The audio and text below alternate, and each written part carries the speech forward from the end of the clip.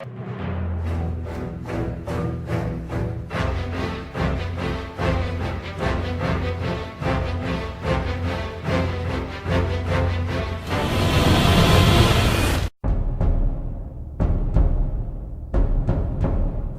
G-Fans, Gojifan93 here, and welcome to day 25 of the Godzilla-thon. Today we will be taking a look at Godzilla vs. Megaguirus. Alright, and right here I have my little Bandai creation figure of Godzilla 2000 because, I don't know, just to change things up. I don't have a Megaguirus figure, sadly, so, Anyways, so, also, finally, my mic got the camera working again, so it's all good this time. And also I'm recording this actually on the same day I reviewed Godzilla 2000 because tomorrow will be Mother's Day and I'll probably be busy. I don't know with what. So, yeah, so just thought I'd record it for tonight and put it up for tomorrow. So, yeah, Godzilla vs. Megaguirus. Excuse me. Really, you know, after rewatching this movie again, I've been very unfair to this film, actually, in the past. In my past videos, I kind of regarded the film as probably the weakest in the Millennium series, and, you know, it still might be considered the weakest in the Millennium series, but after rewatching it, it's actually a very fun and entertaining movie. And I don't know, maybe it's just because I'm watching on Blu-ray now, but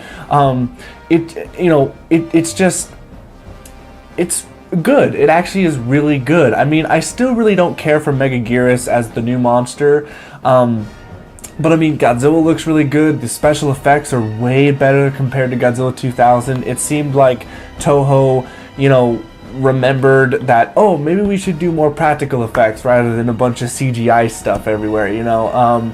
There still was a lot of CGI in this film, but it was used for things that I guess, you know, CGI was needed for, you know, I guess. But, you know, overall, I really liked this film. After rewatching it, I definitely kind of regret, you know, in the past in my channel saying that this film was kind of the least. I think I put it even on my least favorite Godzilla movies. But now I'm taking that back and saying this film is actually really good. Yeah. So, pretty much, what I really like about this story is that they're trying to, basically, the movie starts out in a flashback way, where they start with, like, 1954, but what I really liked about what they did with this is that they used the Godzilla 2000 suit, and they kind of put him, like, photoshopped this new footage in with the original 1954 footage, so it was really interesting. So they say that he arrived in 1954, they talk about, you know, the origin, whatever. So apparently what they're saying is that this is another reboot. I know a lot of you probably know this, and the Millennium series is infamous for the fact that every single film was another reboot, except for the two Kiryu movies. But what I kind of see is, I can actually kind of see Godzilla 2000 and Megaguirus be together. I can see them being back to back. I don't see why Godzilla 2000 can't connect with Godzilla vs. Megaguirus. But anyway, so then they say, like, you know, Godzilla's attacking nuclear plants, which makes sense. And it was like 1966, and they had like some flashbacks there. And then there was a flashback in 1996, and it was following the main heroine, I should say. And she is part of this group, and they have to go on. They're kind of like doing an EDF style, where they're running with rocket launchers and they have to shoot at Godzilla. Basically, what happens is that her commanding officer tries to protect her, and he ends up getting killed, and she ends up regretting it and wants revenge on Godzilla. And they kind of, you know, this kind of storyline with the character and someone dies because of their fault or because of Godzilla and they want revenge on him. This seems to happen a lot in the Millennium series. Or not a lot, but it happens more than it should, I guess, because this was the biggest thing in, like, with Kiryu also. There was a storyline, but we'll get to that when we get there.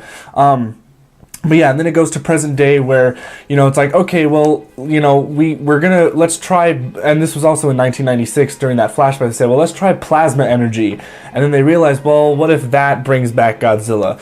But there's a guy, he's actually part of the Godzilla group. I totally, wow, you know, I am terrible at this, but I completely forgot what the group was called. The G. Damn it! I totally forgot. I'll probably put a text in what they were.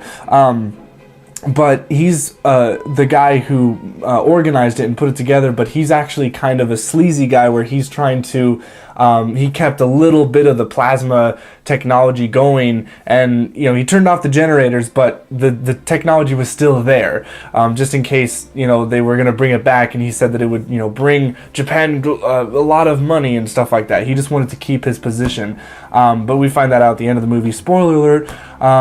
So, yeah, and then the movie just kind of goes on where they figure out, okay, we got to figure out how to take out Godzilla. So how about we use a black hole?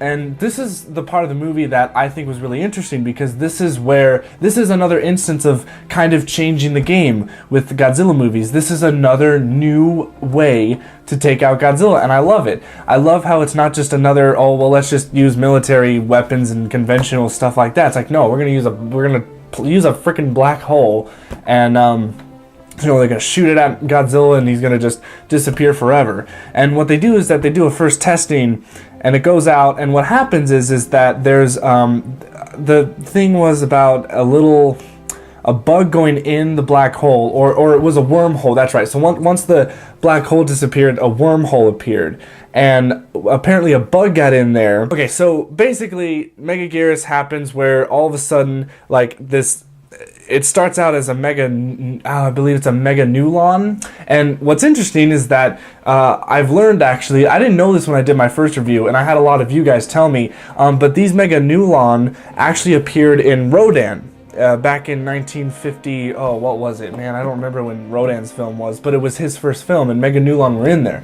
And this is Megaguirus thing, and there's like this little scene where it's like a horror scene, and it's like these two couples are like going behind the alley or whatever. Like, his girlfriend goes to get like a beer or something, and the guy ends up going behind the alley, and all of a sudden the Megaguirus just jumps out and eats him. But this is like as gory as this film will get. Like, it like snaps him in half, drags him across the floor, and then the camera angle shoots at his face, and all of a sudden the Megaguirus just like shoots some like black crap at him. I have no idea what it is, but it like goes right in his mouth and everything. He's like, bleh, and then just makes like really gross noise and stuff. And then his girlfriend comes along and she gets killed too, and it's just like, wow, that was brutal.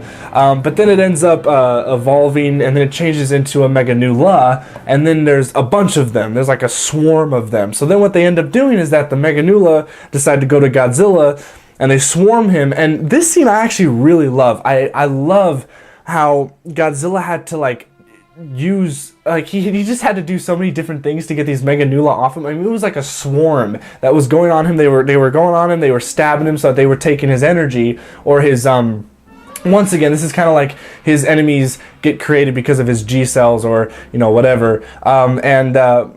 So I just love how Godzilla, like, first, you know, he uses his breath to take out a couple, and then all of a sudden, like, you know, Godzilla realizes that that's not all that he can do. So he has to do more. So, like, he starts grabbing them from his chest. He starts chucking them. He starts, like, biting them. Like, one of them was, like, flying towards his mouth, and he just goes, "Argh!" like that. It's just so funny.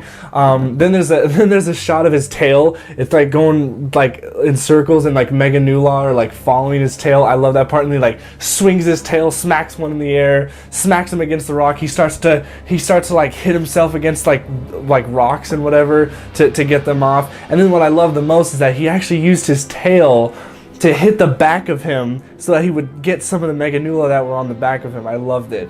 And then during that scene, they actually try and use the not the Absolute Zero cannon. That's in the next, or the movies after.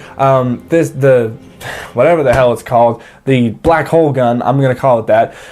They actually decide to use it on that part, but for some reason it misses, and Godzilla is completely fine. He doesn't even get trapped at all. So they're like, well, fuck. And then so the Megaguirus just go back to Megaguirus, and they give her the energy, and then Megaguirus is born, and she flies up and goes and takes on Godzilla, and then we have the final battle. And you know, I actually really enjoyed this final battle, rewatching it. Maybe it's because it's the Blu-ray, I don't know. But I just like this battle. It's a really good one, and it's lengthy. It's, you know, somewhat lengthy. Not too long, but not too short, which I really like. And there's just a lot of good scenes with it, a lot of good parts that happen. And like Megaguirus keeps on tricking Godzilla where she is.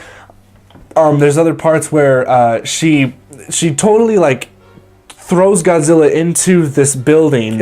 Megaguirus she sees Godzilla, she hunts, she like goes over, sees that Godzilla's like down there, and she does this grin. She literally like they CGI'd the character to where she'd like smile, and it's the most cynical thing ever. She's just like and she just hits this yellow object or whatever, and it falls on Godzilla's face, and that hurts him a lot. I bet that really did a number on him. And then she also stabs him because she has like this stinger on the back of it. So it has like a tail, but it has a stinger at the end, kind of like a scorpion looking thing.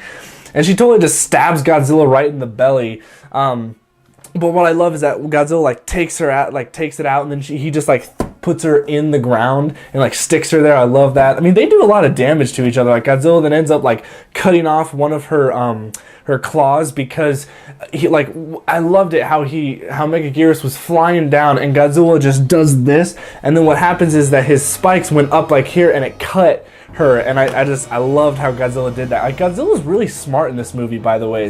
The guy who said that Godzilla was dumb in King Kong vs. Godzilla, how he said that he had a brain this size in King Kong, I'm like, no, Godzilla's a smart animal. Yeah, and obviously the biggest what the fuck moment probably ever since 1973 with Godzilla doing the flying kick thing. Godzilla just totally jumps up, and then Megaguirus is right here. I wish I had a figure because then I could like demonstrate what happens, but Godzilla just jumps up and body slams her, and it's just like, oh man, just awesome. So yeah, I'm just nerding out. I'm not really doing, this isn't really a review, I'm just basically nerding out on how cool the battle was. But anyways, also the music, the soundtrack is one of the best in the Godzilla soundtrack. It's like it is the second best to Akira Ifukube. I sadly I don't remember the composer's name. I thought it starts with an M, Mishiro something, or you know, I might be wrong on that, but and it's actually a female composer, and it's just like, and she does an amazing job with this soundtrack. The soundtrack is one of the best I've ever heard, and definitely is up there with Akira Ifukube with giving really good scores and stuff. Really fits the movie in tone. So, but overall, I mean, I definitely gave this film a bad rap at the beginning, but now after rewatching it, it's a really good film. So I highly recommend watching it. Highly recommend getting the Blu-ray double feature with Destroya. And yeah, so it's a really good watch. So that's really all I got for this one. So stay tuned for tomorrow for GMK and or Godzilla, Mothra, King Ghidorah, Giant Monster All Out Attack. And I'll see you guys till then. Stay big, G fans.